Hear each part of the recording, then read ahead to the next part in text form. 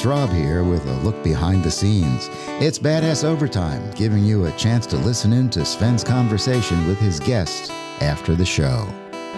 We are back with Rollo. Rollo, I want to ask you one follow-up question, and that is, we sort of went through the ringer here a bit, and you did great. And I appreciate your opening up and being candid with us, but I want to ask you the question, what's going on inside of you right now? Where are you at? The best way I can describe it, because I grew up religious because my grandparents, that feeling you got when you went to the altar kind of thing, that lightness in your chest, and maybe that you need to focus on where that lightness is coming from, I guess, if that makes sense. Where's the lightness coming from? If you were to sort of spitball it, where's it coming from? That maybe at this point in my life, I need to start loving myself and not having so much self-loathing. Like, yeah.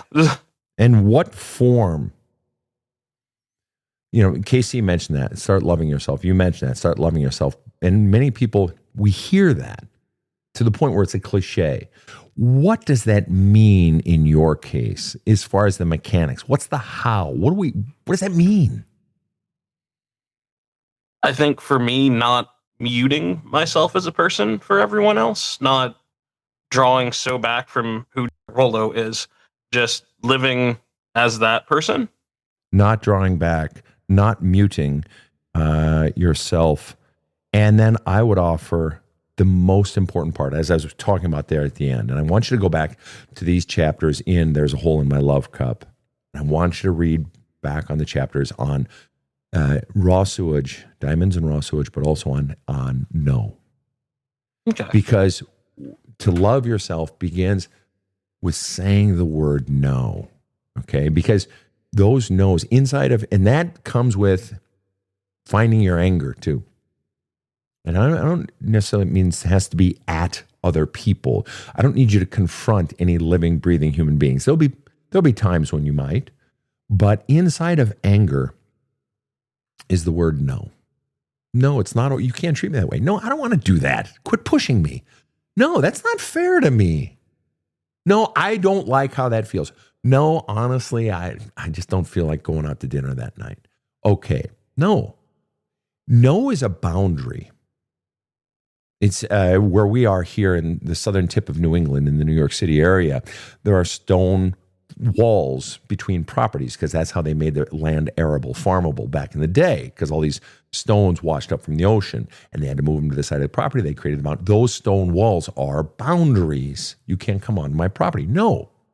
But saying no is just as hard as saying what I want to do or what I like or what makes me happy, because no is a statement of self. Not this. No, you can't. I'm expressing what I don't want, what I don't like. And that's scary. So inside of the anger is the word no, and inside of the no is the word, the most precious word there is, I. I don't like how this feels. I don't want to do that.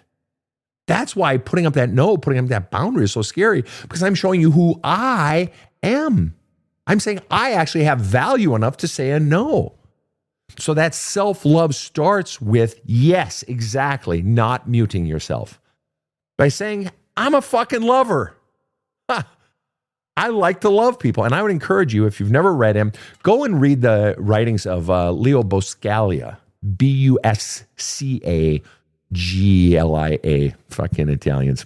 My girlfriend's Italian. I like tweaking the Italians because they're such great people. But read his work. But also, so it's the loving. It's embracing that love side of you and beginning to give yourself permission to say no. And not just permission, but the need to, because that's an honoring of self as much as the releasing, the opening up to the beauty of who I am. It's also the embracing of sort of the shadow side of what I don't like, because you've not given yourself the no. That's your shadow. So it's both of those things. And lastly then, so that lightness then, what else would you say is at the root of your feeling light? To know that 6-year-old was deserving of love, and that's something I should try to focus on. Yeah. Instead of loathing that person so much. That's right. He was a beautiful boy.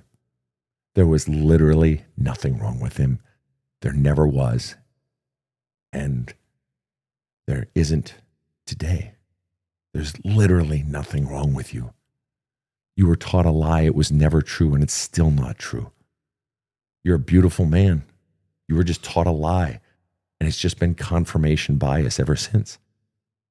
You were conditioned to believe that you should hate yourself, and it was bullshit.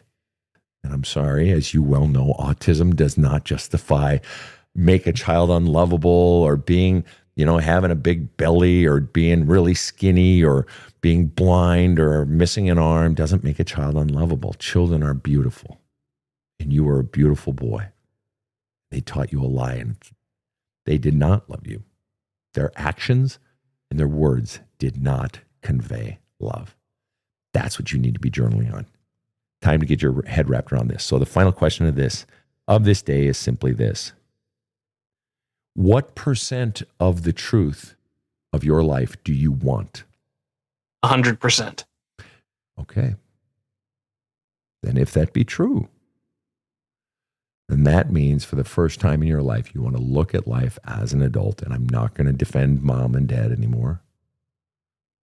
I'm not going to shelter myself. And you don't have to confront living, breathing mom or living, breathing dad. I simply, for the first time in my life, want to see what the real truth is. I'm not afraid to look at it. Or even if I am afraid, I'm going to push through anyway. What really is the truth? And part of the truth is that kid was 6, that kid was 12. There wasn't a fucking thing wrong with him. That means they chose not to love. Mom chose to hate on me because I looked like my dad. Really? You fucking bitch. Dad, you fucking piece of shit. You couldn't fucking parent me while you were with a new girlfriend. Fuck you, old man. Fuck you. Go ahead, Casey. Sorry, I just want to jump in and say one thing there. Sorry to interrupt you, Sven. No, go. But, one of the things when I started to do this work that was really hard for me, and you know that, was letting go of the love, right? Because I thought it had to be forever, right? So we have all these different dynamics with our parents, right? We have the love and the hate and all the things that they did to us. And so I had to let go of the love for them for a long while and the understanding of why they did things in order to allow my feelings of anger and hatred towards them for treating me that way to come in before I could then start to forgive them. But first you have to be able to let in what they did to you and how it wasn't right and how it was wrong. And then the other thing is that I also had a dynamic with my sister that might be helpful for you, which was that, my sister treated me sort of the way that your father has treated you, where she made me not like myself and, not have a lot of self-respect and kindness towards myself. And my sister and I don't have a relationship, an active relationship anymore. We don't talk to each other. And that was really hard for me until I realized this one thing. I realized that I could still love my sister while refraining from ever being around her again. You understand what I'm saying? Yeah. I still till this day love my sister, and I sometimes think about how we could reconcile with each other and things like that. And then I'm stopped by the thought of how she will criticize me and how it will be painful and how she will not be able to apologize to me. And someday I might give her the chance to do that. But right now, I'm okay to recognize that in myself, I love my sister. I just can't be around her. I will not subject myself to the pain anymore. Yeah, that makes a lot of sense. And maybe something I need to look into is giving myself a little distance until I figure out that stuff. Yeah. Yeah. And with KC, she said it was letting go of the love. And a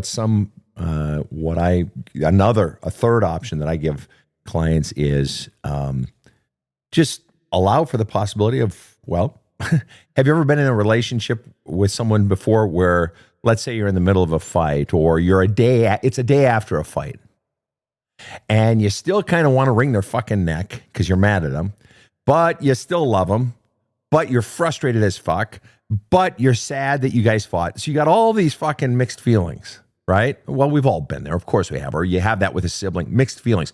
So even if you considered it as mixed feelings, that I can simultaneously have love and longing for my father, even if you do. And only you can know if you do still love your father. And maybe you don't. And maybe I just have feelings for my father because the only thing I want is I want him to come and confirm my worth when I actually don't love this person anymore. Maybe you do, maybe you don't. That's up to you.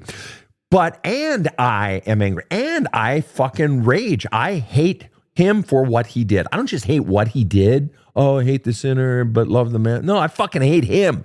Whatever it is, even if you put it under the rubric of mixed feelings, or Casey's way of, I'm going to put the love up here on this shelf for now.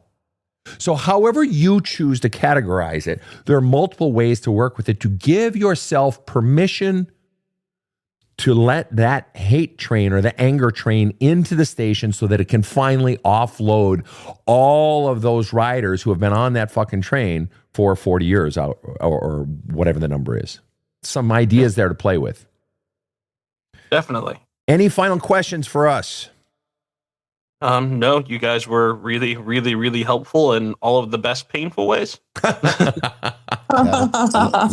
Be in the pain. That's where the answer is. The pain gang. Right on. Like the chain gang. Right on. Now, one thing, we understand that you have a podcast of your own. If you'd like to give it a shout out, we'd be happy to give you a moment here to do so.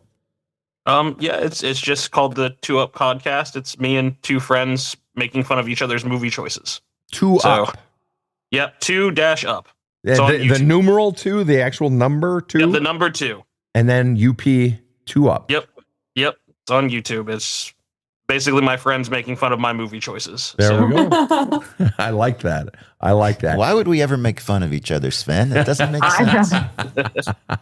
Well, there you go. I'm always glad to give a shout out there. Thank you for the gift you've given us and given our listeners to dive into a really, really interesting and kind man. And thank you for that gift you've given us. And let us know how you're doing. And, we have a free group on Facebook that you can join. I don't know if you're aware of it.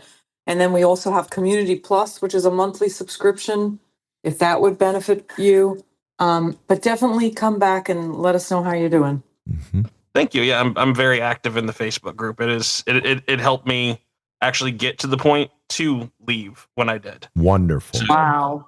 That's really great to hear. And that is, for our listeners, the Facebook group is the Badass Counseling Group, and Community Plus, the subscription group, can be found at badasscounseling.com. Thank you to Rollo. Thank you to my team, Casey and Rob. Have a kick-ass day. That's it. Join us for new counseling episodes every Thursday and lightning rounds every Sunday.